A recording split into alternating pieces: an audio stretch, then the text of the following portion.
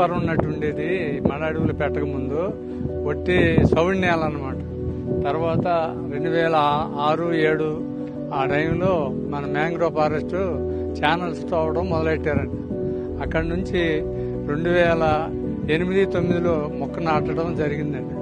ఆ మొక్క నాటిన కాడి నుంచి మొత్తం ఇప్పటి వరకు ఈ విధంగా ఈ అడవి విస్తారంగా పెరిగిందండి.